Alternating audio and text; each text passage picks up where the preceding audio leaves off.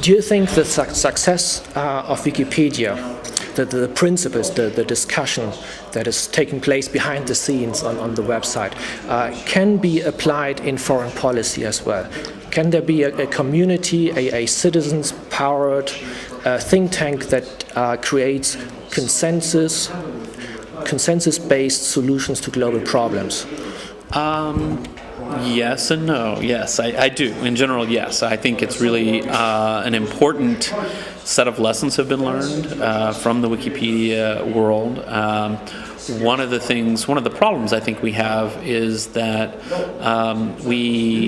too many of our modes of discussion, public discourse, are skewed towards the most exciting and most extreme positions. And so we hear from, let's just say Israel-Palestine as an example, we hear from the extremists a lot, and we don't really hear that much from the ordinary people who just, they want to go to work and they want to come home and they want to have a decent job and they want to play with their kids and live a normal life. And I think that's a shame, and I think that those people have a lot to offer and a lot to contribute to the discussion, and that we need to amplify those voices. And so having communities where people are working on solutions in a thoughtful and respectful and responsible way, I think is very, very important. I also think, though, that it can never be automatic. There's no magic solution to this. There's no software that forces it to happen. Instead, I think a big part of it has to do with having thoughtful people come together with a set of moral principles about seriousness, about respect for others, no personal attacks. We're looking for a solution. We're not here to scream at each other. We're not here to pick apart old wounds. We always want to focus on the future and how do we make things better.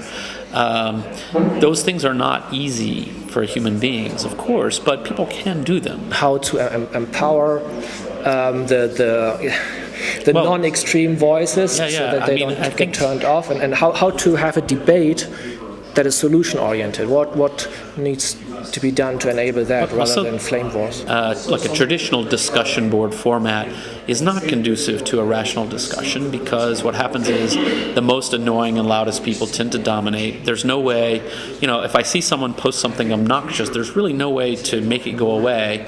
And then even if I manage to resist feeding the trolls, as we say, right? Someone will respond, and then it's going to be a huge flame war, and we would have all been better off if some thoughtful person had just hidden that post, right? And that needs to be done in a transparent and open way, and there's I haven't seen a really well-designed discussion board software yet. But a lot of the principles of Wiki, I think, are applicable. In terms of social norms... Is this something you're working on as a next step for the community? No. For the English-speaking community, I'm saying? No. Okay. I mean, we have something called Liquid Threads, which is an interesting development you might want to take a look at. It's sort of a nicer talk page with some new features that are helpful, but still respecting the wiki principles. But in terms of, not in terms of the software, but in terms of the social rules and norms, and recognizing that sometimes you can have a social rule, but if the software doesn't support it, then you're going to descend into a flame war. You can't, having a rule no flame wars doesn't really help if the software forces you to have a flame war. But on the other hand, the greatest software in the world doesn't work unless you have certain moral standards and norms within the community. So things like, no personal attacks.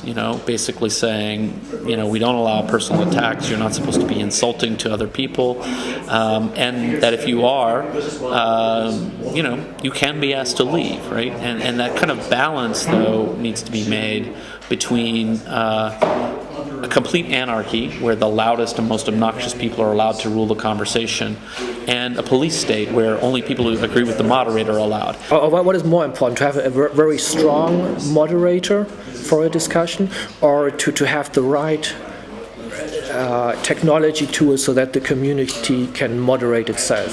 Well, I mean, normally you need to make sure that the community be able to moderate itself. It's much more scalable from a design perspective.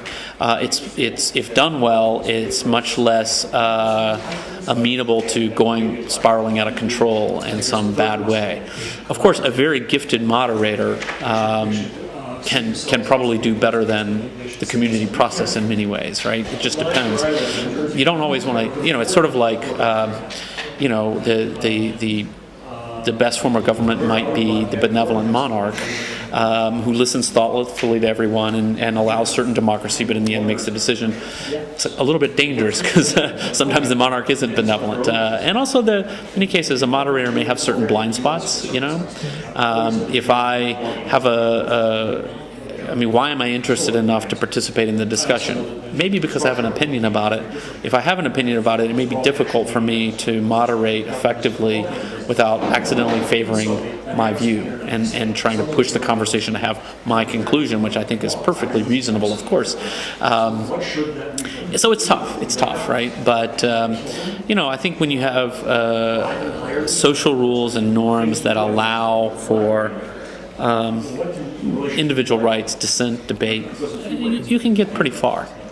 How far can it go? Can these community principles go so far to have citizens from around the world discuss, for instance, reform of the United Nations, which is reform of the United Nations is a very important topic.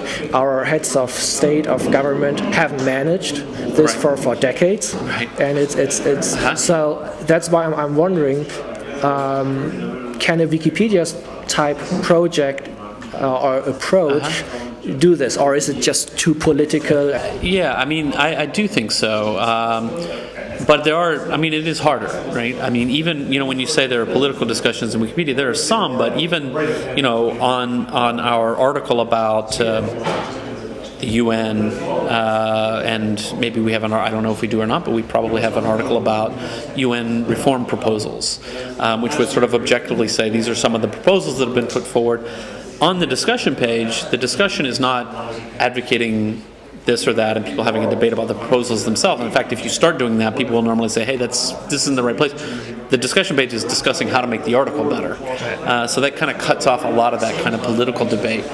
But I do think, I think that there is room, so one big step forward in many cases is simply having, when Wikipedia is working well, having a Wikipedia article, let's say that it's a really good Wikipedia article, where we can actually sit down in a group and say, okay, we're going to try and, as a group of citizens, we're going to try to figure out how to reform the UN.